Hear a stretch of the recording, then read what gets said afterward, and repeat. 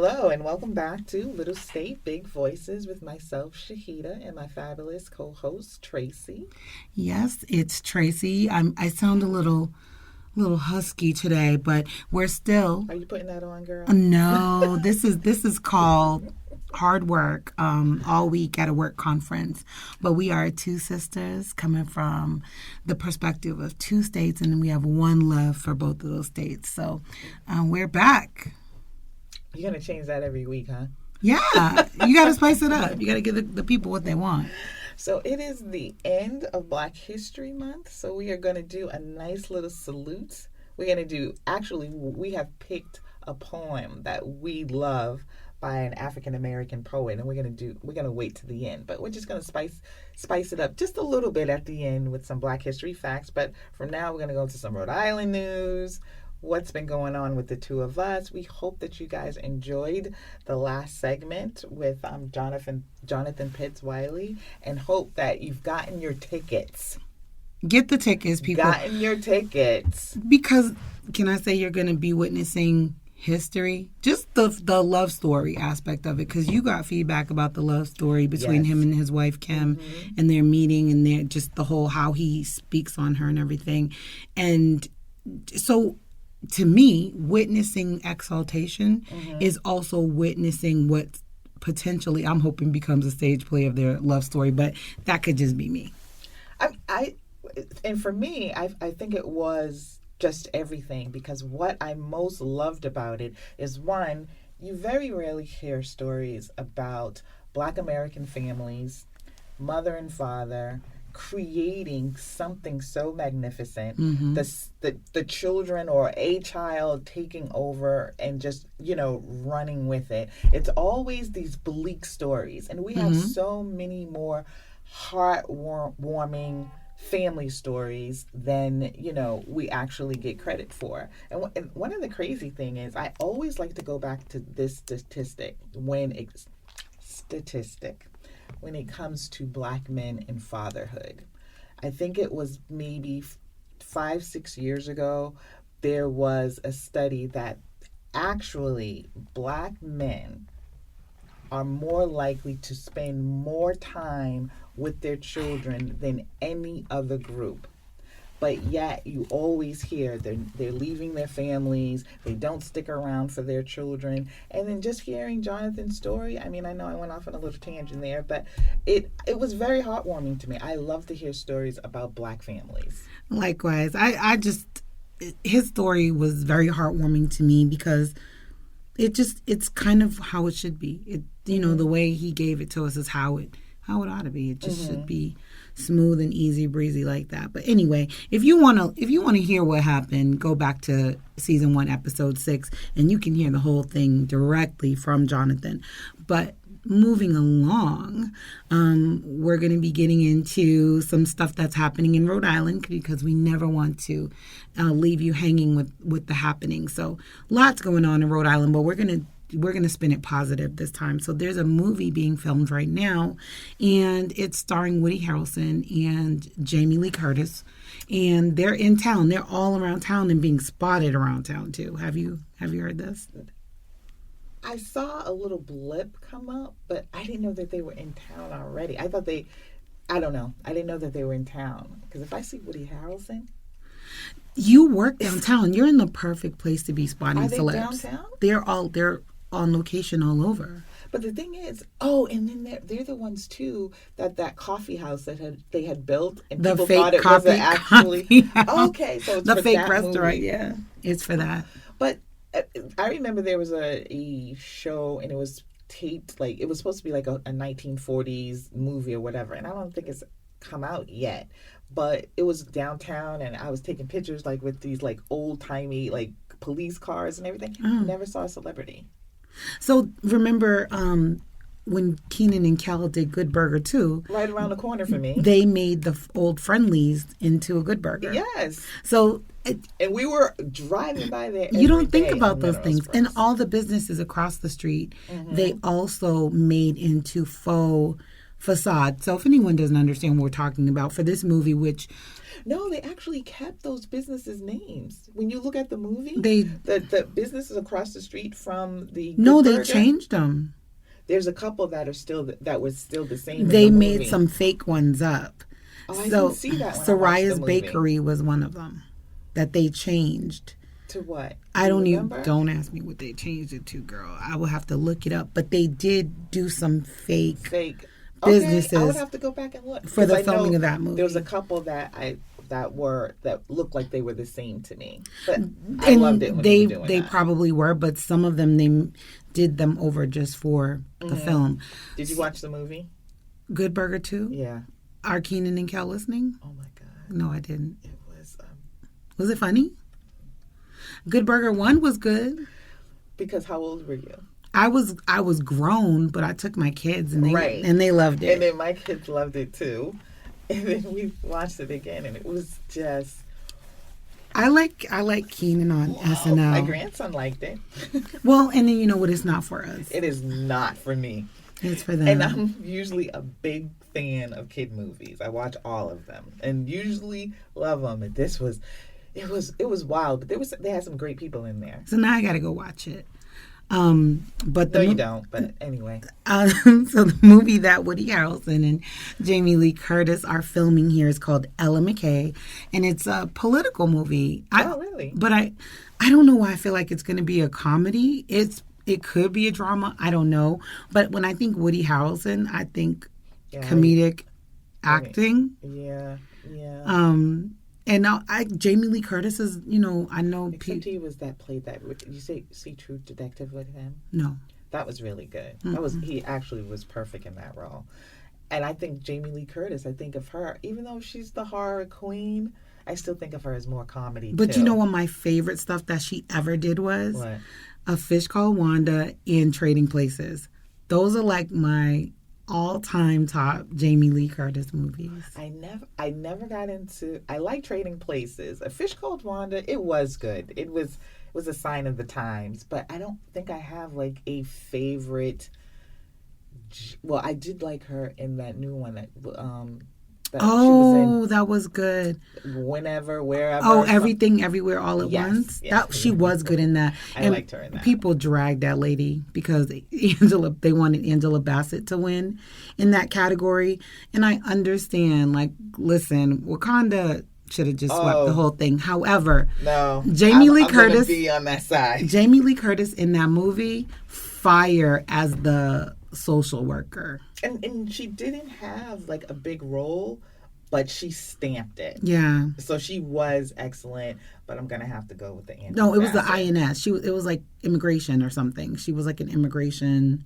What? No, rep. no. It was the tax. It was It was taxes. Remember, It was Taxes. taxes. She had to something went Oh, awry it with was her auditing. taxes or Auditing, something, yes. So she had to go in. So she did an excellent job. It was funny. In the prosthetics that they put on her, amazing. So the movie's called Ella McKay. I believe she is Ella McKay. I'm guessing. Why would she not be the main lead in this movie?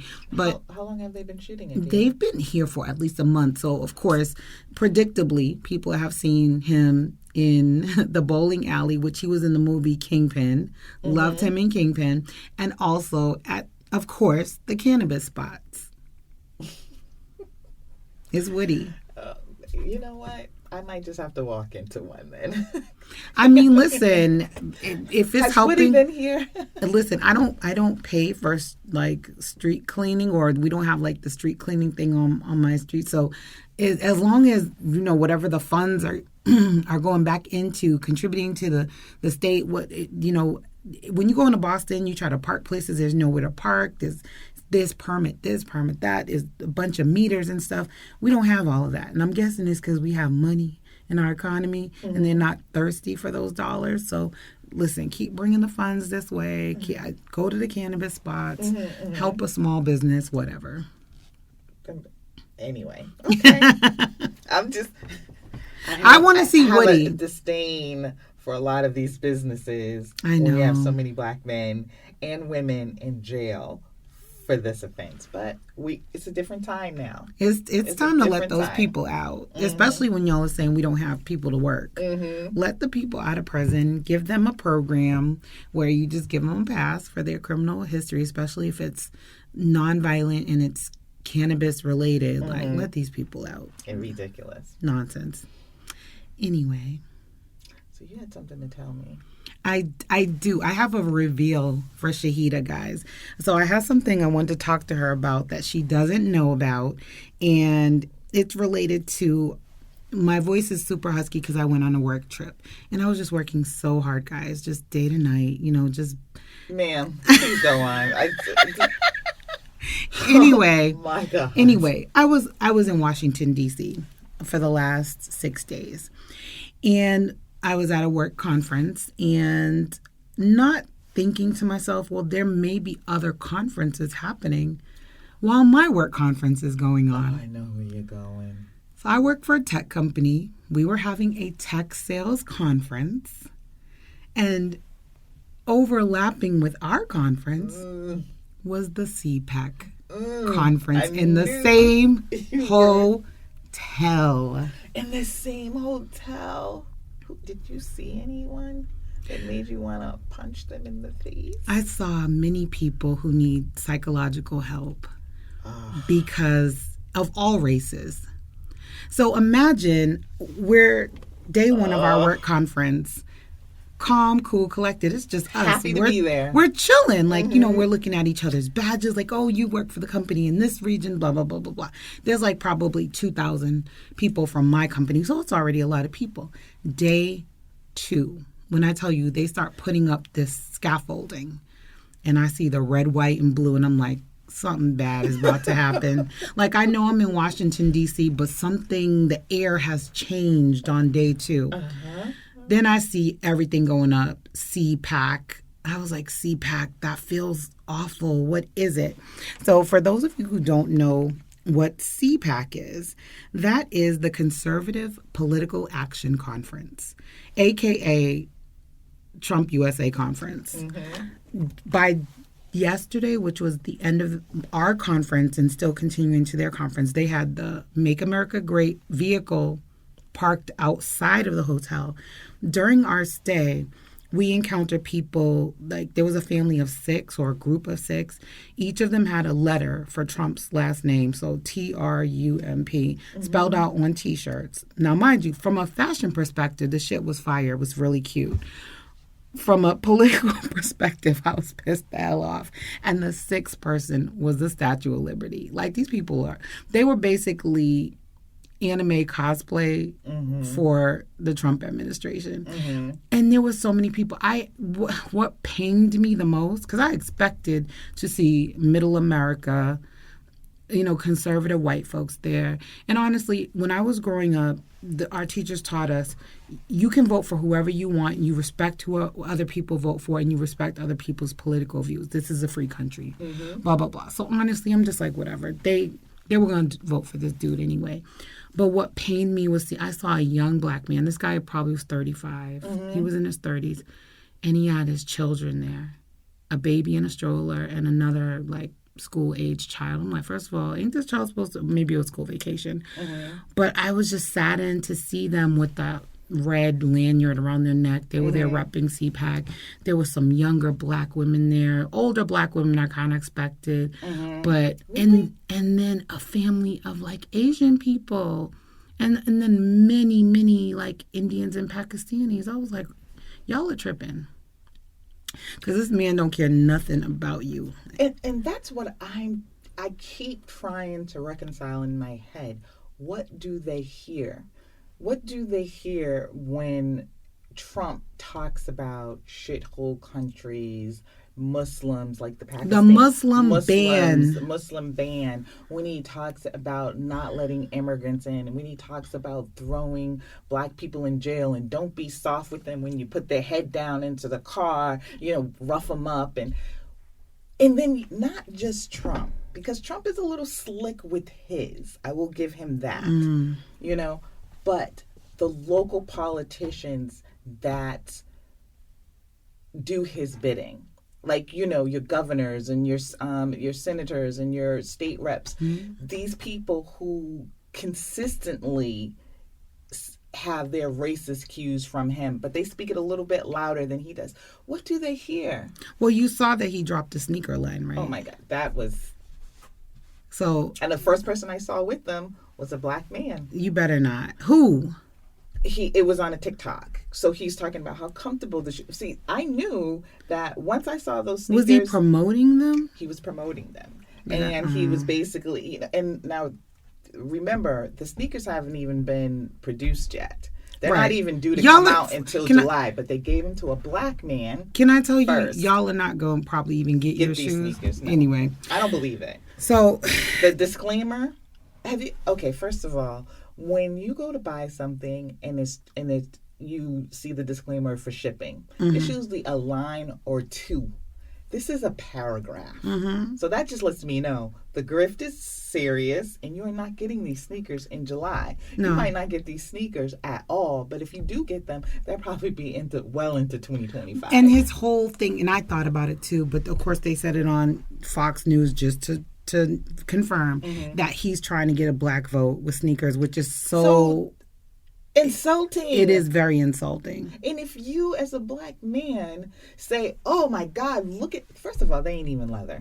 They're trash. The sneakers are ugly. Exactly. And then if a politician just belittles you to just a sneaker. But I almost feel like he was talking to Kanye or something. Like, I don't know where he got this concept. Because if you know anything about Trump from the 90s, this fool was constantly in Vibe magazine. You couldn't keep him out of Vibe hanging with Puffy, hanging with this one, Biggie, that one. He stayed around black people. That's why when he came out acting so insane, I was just like, is this the same guy that was just always around black folks, like sucking up all our good energy?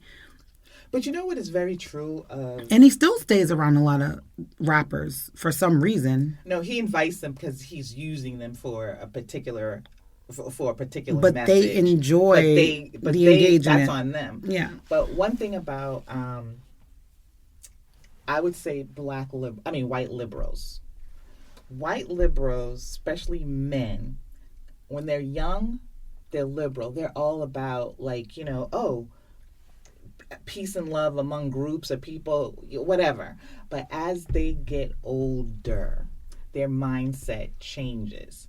I once had a conversation with a friend of mine. His father, extremely liberal, architect, come from, Cranston, Rhode Island.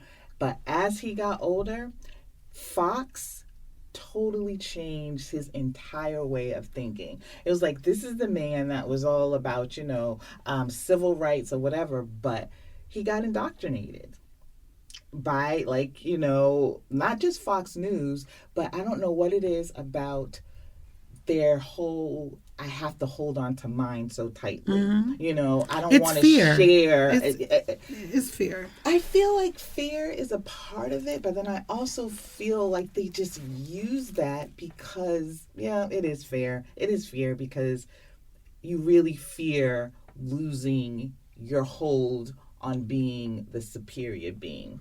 And I guess as they get older, they see that slipping more and more. So maybe, So there's a lot of things that so it's financial fear, it's social class fear, it's, because we were taught America the Beautiful from the moment we could form words in school, America the Beautiful, Pledge of Allegiance, and those are things that we grew up with. And I believed those things too when I was growing up, we're in the best country. That was my mindset. But when you go outside of America, not to say America is not a good country in many ways. But when you go to other places, you see that there's more. However, what I can tell you, no matter where I go in the world, as much as I love it, I'm always happy to come back to America. I will say that's true. I'm always happy to come back home. And that's what is beautiful about, I feel, Black people. And I just did, I did a whole big series on the history and evolution of black hair, and I just did the series, A History of Soul Food. And when you look at enslaved Africans when they came here, having nothing, treated like they were treated, but still was able to make a whole society, a new culture, and we're attached to all of that. So this is our home. Our ancestors, died and fought for these freedoms that we have. Everything is comfortable for us. We've made happiness and joy here. Right. And everything that America is partly due to the whole collective. Everybody who contributed to it, whether it was good, bad, or evil. It's the America that we're in now is because of many Black people who suffered and many Black people who've been able to come out of that suffering and aspire and grow. And so the whole thing with that experience is I had to walk through their little foyer setup that they had. And I mean, when I tell you images of Tucker Carlson from the floor up to higher than above my head, like 8 feet, things of Tucker Carlson and, all these people. Then they're doing a live broadcast. And, of course, Black folks in there heavy, Black Republicans in there like crazy. However, for the most part, I didn't feel unsafe. I just felt uncomfortable. And then after a while, like day 2 of it, I was just like walking past them like, okay, whatever. Because they were doing their thing and I was doing mine. A few of them were looking at me and my coworkers like we were crazy. Because I don't know if they just are not used to seeing professional Black individuals. I don't know why they were staring at us. So I would just look at them and be like, good morning, because you all in my face. I don't know why. What's the issue? And then some of them actually went up to one of my coworkers at a bar and was like, this is not racial, and trying to give the whole reason. Like, we're just, conservative, XYZ. So many of them do not equate that conference or their political beliefs with racism. They feel like, no, we just want a better America. So some of them really believe that, and they really don't mean any harm. They just don't understand that from the top down, it's much more serious than what they understand. And they just don't understand the Black experience, period. Like, they do not get it. I would, maybe 10, 15 years ago, I was a conservative. Okay. I'm still very conservative. I think the way that I was raised, my family's Muslim or whatever, I have very conservative values to a point. I have voted Republican. Okay. And are you willing to share which Republican president? It was Mitt Romney. Okay. I voted for Mitt Romney. Honestly, he's such a likable Republican, though. In many ways. He was back then. Yeah. Do not like him now. But voted for Mitt, and I voted for Kacheri. I'm so sorry. Who's that? Governor Kacheri here. Oh, I don't know who that I did. person I voted is. for him. So I have voted Republican, and I have, and I've never considered myself Republican. I've always felt I was middle of the road, because there were things that I liked on the Democratic side and things that I liked on the Republican side. But that was when politics was completely different. Because it was about policy. It wasn't more so about policy. It wasn't about personalities, and there was a level of respect, just like you said, that you had for your politicians. I expected my politicians to be well educated. I did not expect them to know every single story or culture, but I expected you to want to know those things, right? Especially if you was representing a certain city or constituent. I expected that. Now it's not like that anymore. So I could never vote for a Republican. Maybe in Massachusetts, I'm not sure. Charlie Baker was not that bad to me. He was all right. Yeah. Right? So I probably could have voted for him. But on a national level, absolutely not. Absolutely not. So when I hear these people say stuff like, oh, it's not about racism. If you're leading off with that, in my opinion, it is. Because you're aware. You're aware of what other people are saying, and it might not be that for you, but that's not how you lead off. But they think we have it twisted. They think we're the ones that have it twisted. That we're being racist? That we're the ones being racist? No, that we think it's racism and it is not. That's what they want us to believe they believe, whether that's what they believe or not. And then they were walking around with the woman who was killed on January 6th. They were walking around with her on their back. I'm like, this happened because y'all are crazy. Like I understand you want to pay tribute to this lady that lost her life, but she was up there acting a monkey, climbing up walls and bum rushing people, defecating on people's desks, and attacking law officers that you say, trying to get your vice president basically hung on the lawn. Like they just don't, like, they're not trying to hear it. Nothing you can say is going to sway them. And there were some young people there. So you mentioned some people start off liberal and they turn conservative. The young Republicans were in the House, girl, and they were looking doofy as hell. They were so damn goofy. I was like, these virgins. I was like, they. and I just want people to look at the bigger picture. Right now, I know people are upset with Biden about Israel and Palestine. I understand that. That's an issue, and it's a bad issue. Yeah. But it's one issue. If you look at our whole picture of where we are going, look what just happened in Alabama with the IVF. They want to get rid of birth control all together. Well, speak to that, because some people may not know what's going on. I actually read about it as well, where they stopped IVF because...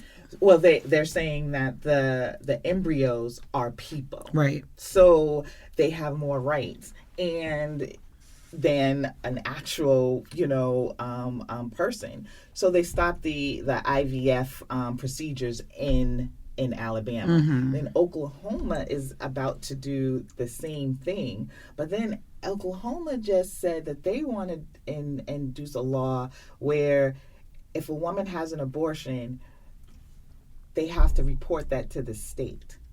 So they want to keep a log of, and the doctor has to explain how life-threatening it was for her to have that abortion. Now, you don't have to report a gun, but you're going to have to report what happens with your doctor, with your body, with it, whether you choose to have an abortion. And they want to outlaw IUDs and the day after pill.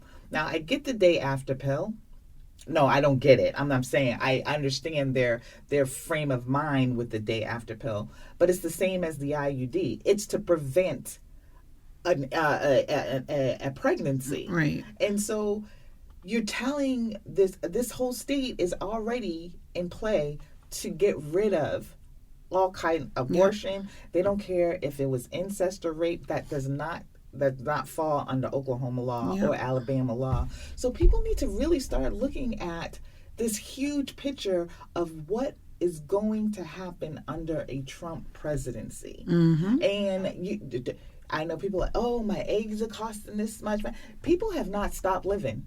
Yeah. You are not dying. And matter of fact, people are spending way more than they have in the last decade. When I go anywhere shopping, there are never parking spaces. Like, where y'all getting this money from? I want y'all to be home. Are you really hurting? On a Tuesday when I'm trying to go in the mall real quick and I can't find a parking space. Obviously, people are not hurting. Well, I shouldn't say that, because there are people who are hurting financially. But I would say on a whole, people are doing well when it comes to money. But, and the thing is, when I'm talking to people about and so some of my coworkers were trying to engage me and like, well, how do you feel about this? I'm like, please get away from me. Like, I'm not trying to talk about this. Like one woman who I don't really know, but she works for my company, ran into me. She goes, oh, they were trying to talk to me. They were trying to get me to come over and talk to them. Were they trying to talk to you? I was like, ma'am, I'm not their demographic. They are not looking for me. Any brown or black people that are here, are here on their own. They found them. The CPAC did not find these people. They came over here 100%. with their minds a little bit scrambled. Have you ever listened to Michael Steele? No. And he's a Republican, and he used to be the Republican National Chairperson. And I used the way he used to talk about Obama, I used to just I want to fight you, man. But he's like one of my favorite Republicans. But do you remember like the Mary Magdalene and not Lord, I called her Mary Magdalene. The two sisters? No. I'm sorry, y'all. Please don't come for me. I'm still recovering from my work trip. No, Mary, the woman, the conservative, Carville and Madeline, the conservative and the Republican that got married, They're married in the 90s. That's the politics I grew up on, where a Democrat and a Republican could get married, work on different sides of the political spectrum, and that was like a cute love story, like a meet cute that they made the whole thing into it. They had a child. I don't know if them people like Joe and Mika. I don't know if them people are still together, but I'm gonna tell you what, I did see Carville. Was it James Carville? James Carville. I did see him when the DNC was here, like in the 2000s. That was like such a wonderful time in Boston, when they were in Boston.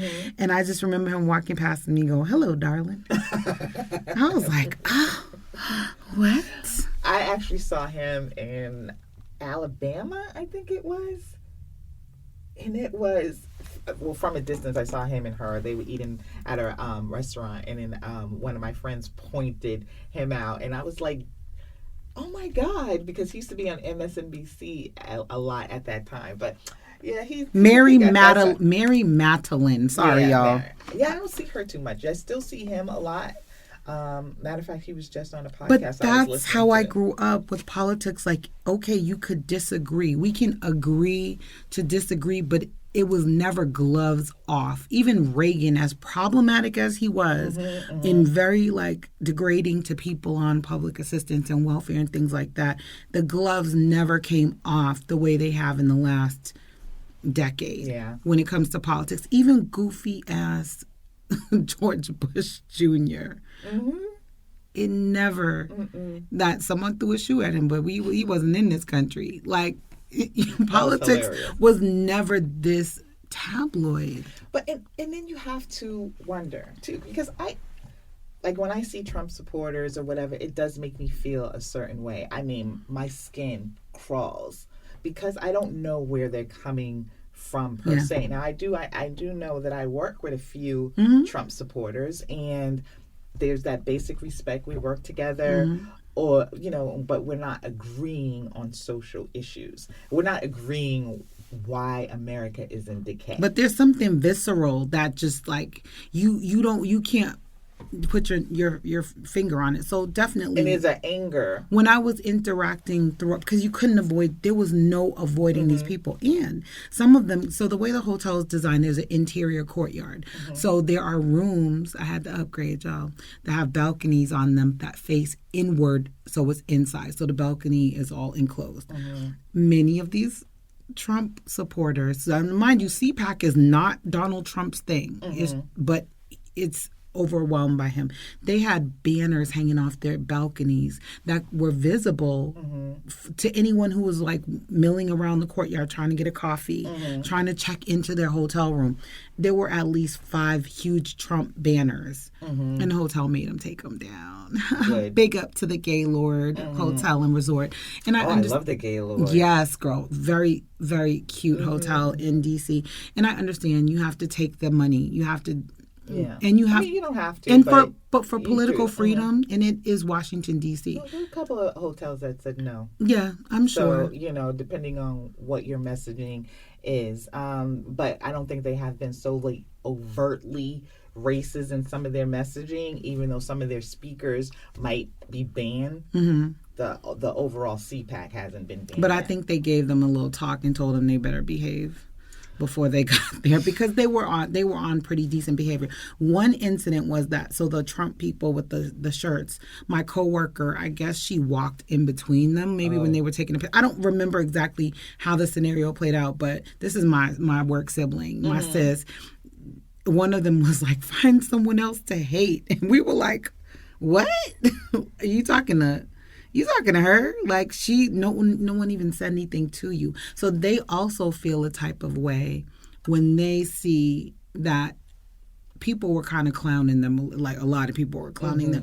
And I also want to point out one thing, and we don't have to beat this topic into the ground, but I did share with my coworkers last night that someone that's covering the event was saying that this is a poorly attended CPAC.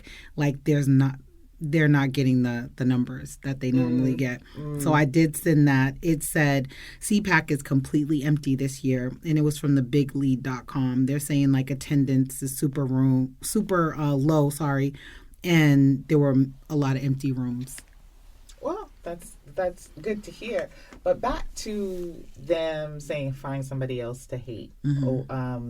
And I do feel like a lot of Trump people are always on the defensive. But they're also more willing to engage negatively with other people because they want you to come back with them with negativity. Right. Because there's so many people who have like, you know, the Trump sticker or whatever, and then like you'll drive by in a car and then they'll cut you off or do some nonsense. Exactly. Yeah. So they actually look for it. They want the confrontation. Yeah. And when I think of patriotism, I don't think of Trump people at all, because if you are a true patriot and if you really love America, there's nothing about that man that says he loves America. Go to Russia. But then also, I have always thought that Black people are 10 more patriotic than white people have ever been. I think back to the 70s and the 80s or whatever, the horrific treatment that we have gone through since we got here, because we didn't land here, we were stolen and brought here.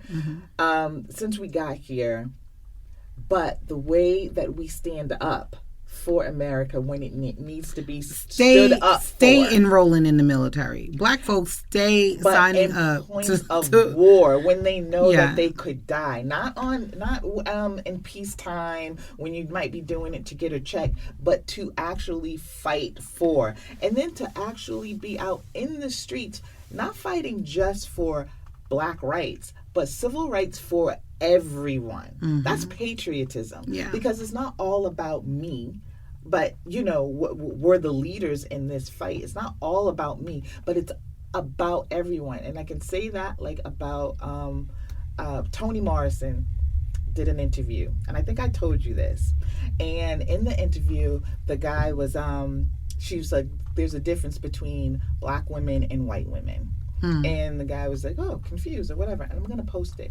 And he said, you can get a white woman. She can come running into this room full of other white women and be like, let's go burn that bus with those Black kids on it. And they will all jump up to go burn that bus. A Black woman will come running in here to a room full of Black women and say, let's go burn that bus with those white kids. And everybody, what? Right. No, ma'am. Not the babies. That's children. Difference. And then when people say that, oh, that's hyperbolic, no, we have video.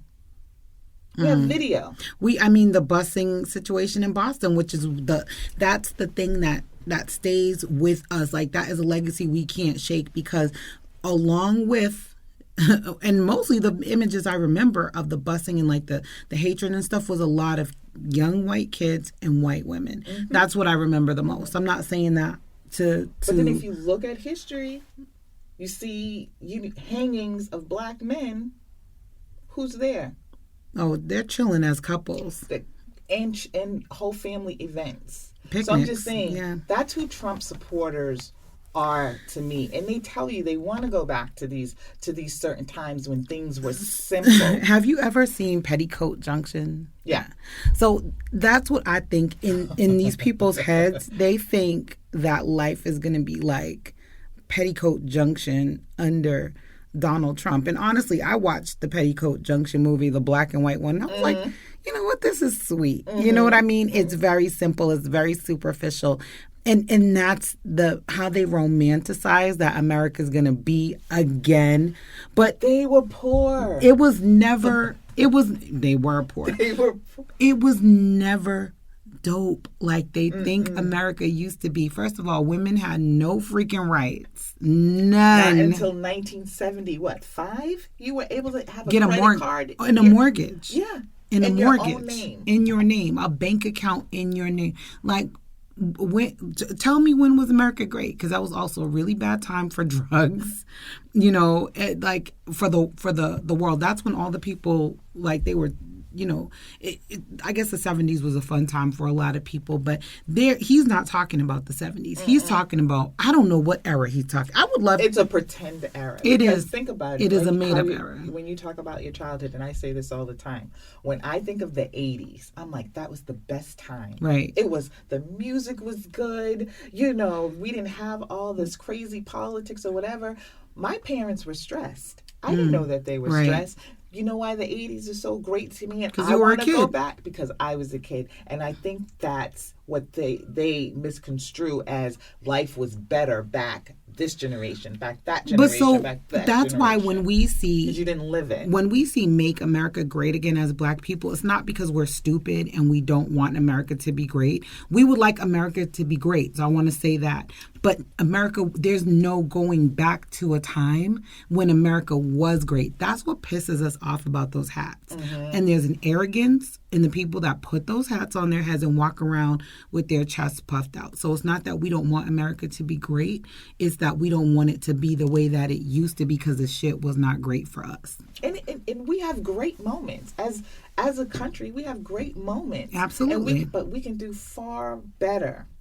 We can do far better going into the future instead of hating each other. Like, I don't like not liking a whole political group because of ideology. Yeah. That's not what America is. And then to actually want our country to be like Russia, to have it's separated into oligarchs and a crooked president. But I found my little ways to power through this You would have to. uncomfortableness. So one particular incident that really made me happy, because I can be a little petty sometimes. I was ordering a coffee, and there was one of the CPAC people, because they had different lanyards. We could tell it was them. And I'm ordering coffee with my colleague. My colleague's like, oh, do you want me to buy, this is my work brother. Shout outs to Abe. He was like, do you want me to buy you a coffee? And I was like, nah, I don't want a coffee. And I was like, oh, well, maybe I do. And I'm like hemming and hawing at this coffee. The lady is like growing quite impatient behind me. So now I'm going to slow it down even more. We gonna slow it down. And I'm like, oh, do I want a macchiato or do I want a cold brew? So many decisions. And then the cashier was like, struggling to communicate because it was a Latina woman. So I was like, oh, I know what will make this even better. We're going to start speaking Spanish. So I engaged. I ordered my coffee in Spanish, and I'm having like a really sweet dialogue with this lady. Trump lady behind me is like, stomps her feet, and she like goes around to another register. That really did it for her. She was like, it's bad enough these sedity Negroes are ordering high-end coffees in front of me, but then you're speaking a different language in the United States of America doing business. Like, no, I don't like that. She was pissed. It was great. I'm glad you had that moment, and I'm proud of you. High five. High five. I love the petty because it was my job. It's my job. That's the thing to understand. So even when they confronted my colleague, I'm just going to call her Genesis, to the one that was kind of confronted by these people to protect her, out there in the world. But, when Genesis was confronted, she wasn't talking to these people. She wasn't even, like, we weren't paying them any mind other than to calm them. But, they want to be victims. But that was the minority, actually, attitude of the people there. Most of the other people were there doing their thing. And then I said, and I was like, you know what? Live and let live. And we were there for our jobs. How do we look engaging negatively in front of these people? It would have just been a bad situation. So we let it be. But who was the most angry about that group of people being there? Who? My gay coworker. He was pissed. Why?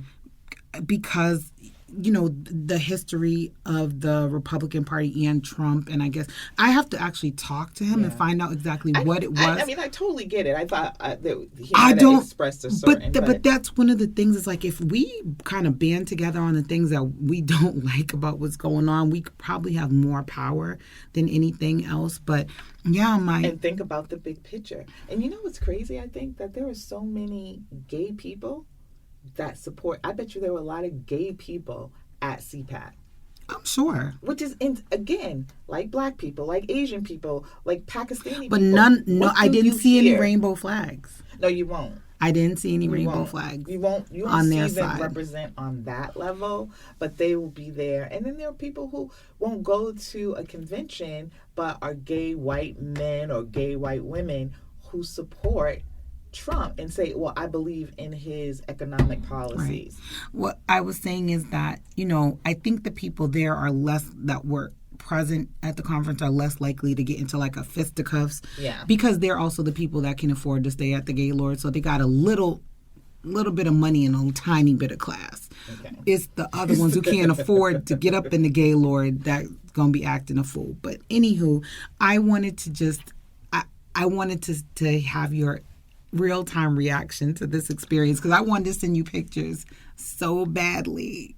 Let me tell you, though, I have been training myself to be less emotional. As you should. Because... when it comes to these types of things. When it comes to these... Or just even making my point without getting so emotional. I'm not one to go for the angry black woman stereotype, because I am angry and I am a black woman and I have a goddamn right to be. So it's not that. It's just for my own health. And if I really want you to hear me, sometimes I do have to take the anger out my voice. I have to take some of the passion out my voice. So I am learning to listen more, and when I reply with less emotion, because it's for my own health, really. So, and that's kind of what they want anyway. Exactly. So. They want to get the rise, and they want to make you angry, and then I'm over them too. Yeah. Because at this point, there's nothing I can say to you, because the man is a rapist.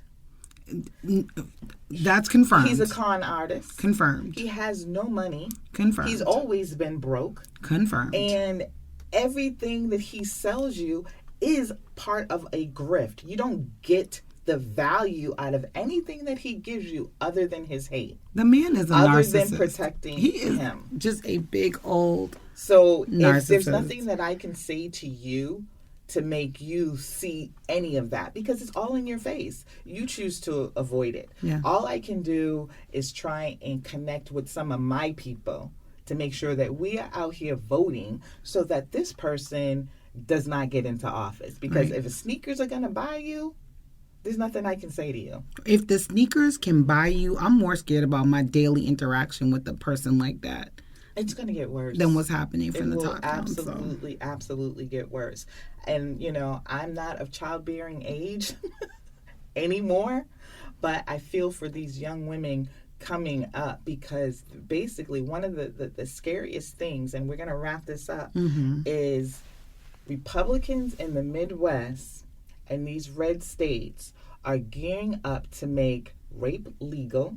And that's not me being hyperbolic. They are gearing up to make rape legal. You see these conservative judges are out here saying, well, I don't want to ruin this young kid's life by throwing him in jail. Well, look at the Supreme Court justice.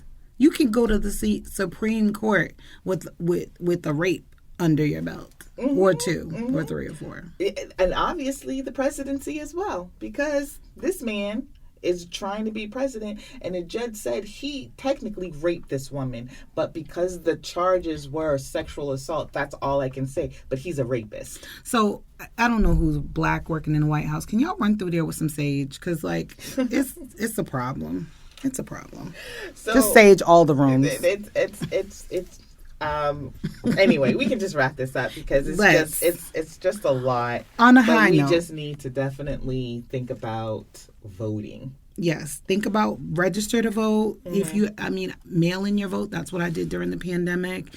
Usually your polling station is like around the corner from you. And if you have a disability or you have a reason you can't stand in line, communicate that so that you can get fast tracked ahead of the line. I've actually used that opportunity when I needed it, and it prevented me from having to stand when I was unable to do so, or if I was accompanying someone who had a disability, we were able to get in sooner. I'm not saying use that as a loophole. I'm saying if you need it, use it. All right, so are we gonna wrap up with our poem of selection? I feel like my poem is perfect right now. Let's hear it. Okay, my favorite poem, my favorite poet is Langston Hughes. And why I like Langston Hughes is because I feel like all of his poems have like a certain jazz beat to it. Mm-hmm. And of course it was during the Harlem Renaissance. So, and then when you read about his lifestyle and you read about the different creators of art and literature and poems back in that time, I can be transposed back there. I just want to sit and have coffee with this man. I want to have Zora Neale Hurston, just like, is that Hurston? Mm-hmm. Just, flying by. I just love that time. Harlem Renaissance. Mm-hmm. So my favorite poem of his, can you guess it? Life Ain't a Crystal Stair? No. Okay. What you got? You were close. It is actually I Too. Okay. I Too Sing America. So, and it's just after this conversation anyway. So it's I Too Sing America by Langston Hughes. I too sing America. I am the darker brother. They send me to eat in the kitchen when company comes, but I laugh and eat well and we grow strong. Tomorrow we'll be at the table when company comes. Nobody'll dare say to me, eat in the kitchen then. Besides, they'll see how beautiful I am. Be ashamed. I too am America. Okay, snaps for that. Okay, it's giving coffee house. I can smell the cigarette smoke just when I'm listening, because it was like in a beatnik, like jazzy club. So I'm pulling an excerpt from The Hill We Climb by Amanda Gorman. Many of you may remember this young lady dressed so beautifully in yellow and red with her just gorgeous profile out there. She gave this speech, or rather read this poem, because she read it at the inauguration for President Biden in 2021. So it's funny that both of our poems kind of have this American theme, and then we have this other topic. So you're right. And that was totally unplanned. I'm just going to pull a section out of that poem, The Hill We Climb by Amanda Gorman. When day comes, we ask ourselves, where can we find light? In this never-ending shade, the loss we carry, a sea we must wade. We've braved the belly of the beast. We've learned that quiet isn't always peace, and the norms and notions of what just isn't always justice. I like her. She's cute. She's a twin. Voice. Oh, she is? Mm-hmm. Oh, no. Yeah. So we have a big march coming up, because this will be our final episode. Not in actual March, but the month of March. We ain't marching yet. We have a big month happening in March, and this will be our last episode for Black History Month. But you know what? Black History is all year long, and we'll definitely be dropping in, more poetry, more art, more culture in the Black community, in all the communities, because we love all cultures. We are not Trump supporters. We love anything that's dope. We love anything that's good. That makes America great, for real. Yes. All right. So till next time. Until next time, follow us on social media, Little State Big Voices on Instagram, TikTok, Facebook. What else we got? Am I missing anything? Look, just look for us. Spotify, Apple Podcasts, Google, Amazon Music. You can't not find us. Well, I think Google Music is ending, at the end of March. So. Just find them for us. We're out there. All right. Till next time. Until next time.